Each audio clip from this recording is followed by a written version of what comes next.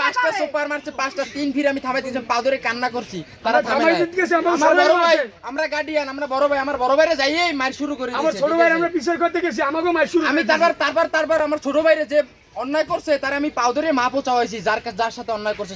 এইটা ঝালকাঠিতে গান শোনাকে কেন্দ্র করে শিক্ষার্থীকে চর। শফিকুল ইসলাম হিরু, ঝালকাঠি প্রতিনিধি। ঝালকাঠির কিস্তাকাঠি আবাসনে একটি মাদক মামলার সাক্ষী হয়েছিল নুরু হাওলাদার। কিছুদিন পরে শারীরিক অসুস্থতার কারণে তিনি মারা যান। কিন্তু বর্তমানে সেই মাদক মামলার আসামিরা নুরু হাওলাদারের পরিবারের সদস্যদের প্রতিনিয়ত হামলা মামলার শিকার করে চলেছে। সদস্যরা প্রতিবাদ ধরছে মন্টুর আর মন্টুর বউকে বাসা দিয়া, তারপর রেবেরা ধরছে। আর চারিটা সাক্ষী ছিল না, সাক্ষী ছিল এই নুরু মিয়া, সে ছিল। আর যে কমিশনার, হুমায়ুন কমিশনার ছিল, এই দুইজনে শহীদ দিছে। এই নুরু মিয়া শহীদ দিছে কা তাদের কারণে সাক্ষী দিছে, এই কারণে তারা আমাদের উপরে এই প্রতিশোধটা নিতে আছে। আজকে সকালে মাঠে বসে এইসব কথাগুলো সব বলছে যে তো হয়েছে তোদের কারণে, সে মরে গেছে, সেই রাগটা আমাদের উপরে নিতে আছে, ওরা প্রতিশোধটা উড়াইতে আছে এই কারণে। তারপর ওরা এই কিছুদিন আগে মন্টু আপনার যে জাল টাকা লয়ে ধরা খাইছে, বরিশাল জেলও খাচ্ছে। করায় ৩ জন আহত হয়েছেন। গান শোনাকে কেন্দ্র করে তুচ্ছ ঘটনায় এক স্কুল পড়ুয়া শিক্ষার্থীকে সজোরে চড় মারা এবং পরবর্তীতে এর প্রতিবাদ করায় একই পরিবারের নারী সহ বেশ কয়েকজনকে পিটিয়ে আহত করার অভিযোগ উঠেছে আবাসনের একদল বখাটের বিরুদ্ধে। কালকে আমার ভাই পরশুদিন ওই জায়গা গেছে, আমার বাইরে মারছে, আমরা ওই জায়গায় দৌড়েই গেছি শূন্য যে তীরখানে মারছে। আমরা যখন গেছি আমাকে সবাই মিলিয়া আমাকে আক্রমণ করছে, ওই জায়গা ফেলাই দিছে, আমার এই বাইরে মারছে, আমারও মারছে। 25 মার্চ রাতে ঝালকাঠি পৌরসভার পশ্চিম ঝালকাঠি আবাসন প্রকল্প 2 এলাকায় এই বর্বরোচিত হামলার ঘটনা ঘটে। এই ঘটনায় ভুক্তভোগী আলমতাজ বেগম বাদী হয়ে ঝালকাঠি থানায় 6 জনের নাম উল্লেখ সহ অজ্ঞাত বেশ কয়েকজনের বিরুদ্ধে একটি লিখিত অভিযোগ দায়ের করেছেন। 20-21 বছর চলে আমরা আসছে বিএমপির আমল আমরা ঘর পাইছি, বিএমপির আমল আমরা ঘর পাইছি। তারপর বিএমপি নাই, 17 বছর আওয়ামী লীগ ক্ষমতায় ছিল। স্যারে রনি, মন্টু, এই শারমিন, এই কি জানি পলি, এরা একটা বাহিনী, এখানে এরা একটা বাহিনী তৈরি হয়েছে। এরা যাই কথা কইবে, ভালো কোক মন্দ কোক, হেগো উৎপত করিয়ে দেয়, হেগো মারা শুরু করে। আর এমন বাইলে জাতি বিচারি কথা বলে, সেই কথা বলার তাদের সামনে যে আমরা কথা কম, এই কথার আমাদের কোনো সুযোগ নেই। বেশ অনেক মাইল মারছে ওই পোলাটার, ওই সোয়ানের মারার পর আমরা তো আর গাইজিনারা জানি না। আমাকে কাছে বিচার না দেওয়ার আগেই ওরা উৎপত করে মারি, ওর হাতের মোবাইল রাখিয়ে দিয়েছে।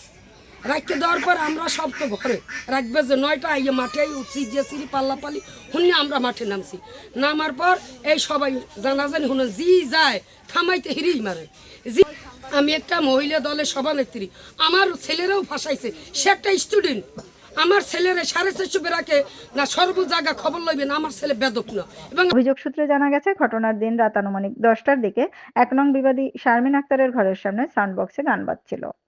বাদীর ছেলে মোহাম্মদ সোহান সেই গান শুনতে গেলে বিবাদী শারমিন তাকে উদ্দেশ্যহীনভাবে গালিগালাজ করে এবং মুখে সজোরে থাপ্পড় মারে। ওখানে দিয়ে যাইছিল শিবরাকে, যার পর ওখানে গালাগালি দিতেছে, কে জানি পোলাপানি ইট মারছে। পরে আমরা জিজ্ঞেসি যে কী হয়েছে, পরে কী হয়েছে, পরে আমাকে কোনো কথা বলে আমাকে উল্টো পাইলে আমাকে দেখি ইঙ্গিত মেরে খামার দিছে শারমিন।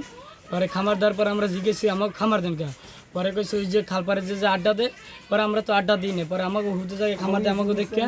পরে ওইটা আমরা কইছি বিদে দেখে আমার একটা শর মারছে, এই যে দেখেন এই কালিকুলি লাগাই দিছে শরটার মারার পর।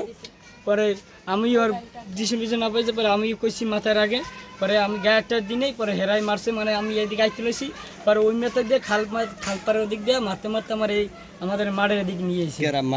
শারমিন মারছে, পলি মারছে, এরপর যাই মন্টু আলে, রনি আলে, শাহিদ আলে, এরপর যাই ফিরুজ আলে, এরপর আরো অনেক মহিলা ছিল, ওই বেড়াকে 90 বেড়াকে যত সবই আলে সবই ছিল।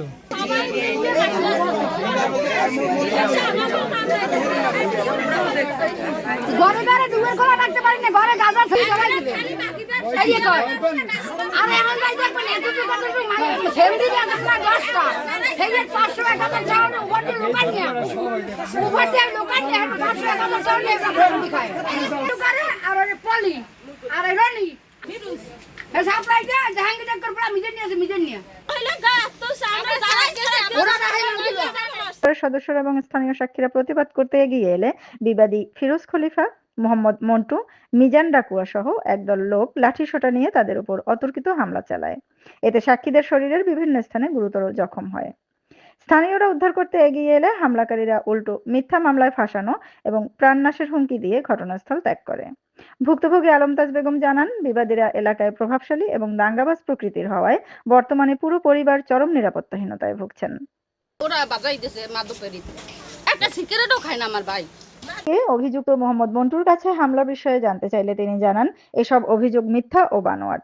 আমাদেরকে তারা যে আপনাদের নামে একটা সদর থানায় লিখিত অভিযোগ করেছে, এ ব্যাপারে আপনি কি জানেন? সেটা আমাদের ব্যাপারে তারা করে থাকে, তারা সেটা মন গড়া বানোয়াট আমাদেরকে হাও প্রতিপন্ন হয়রানি করার জন্য আগাম একটা লিখিত অভিযোগ করতে পারে, যেটা আমাদের জানা নাই। হেয় প্রতিপন্ন করার জন্য আগাম আমাদের বিরুদ্ধে থানায় একটি লিখিত অভিযোগ দায়ের করেছে। অভিযোগ দায়েরের পর পুলিশ বিষয়টি খতিয়ে দেখছে বলে জানা গেছে। এলাকাবাসীর দাবি, এই আবাসন এলাকায় বিবাদীরা প্রায়ই সাধারণ মানুষকে হেনস্থা করে থাকে, তাই দ্রুত আইনগত ব্যবস্থা নেওয়া জরুরি।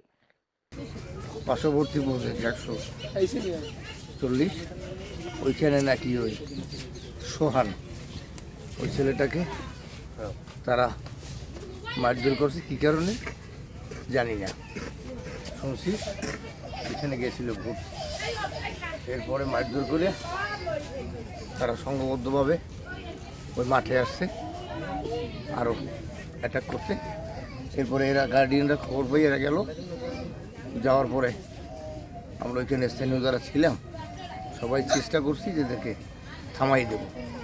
দুই পক্ষরে দুই দিক রাখছি, এরা এক পর্যায়ে ঘরে উঠে গেছে, সারাইতে গেছে, তাদেরকেও মারধর করছে। বিধায় পরিস্থিতি বেশ সামাল হওয়ায় সদর থানায় ফোন হলে সদর থানার ভারপ্রাপ্ত কর্মকর্তা আসে এখানে, আসে ঘটনাটা শুনে দেখে একটা সালিসি মীমাংসার প্রস্তাব একটা ডেট দিয়া স্থানীয়ভাবে সালিসি মীমাংসা করে ফেলাই, কিন্তু তারা এটা মানে নেয় না, মাইনে তারা হয়তো মামলা মোকদ্দমার আশ্রয়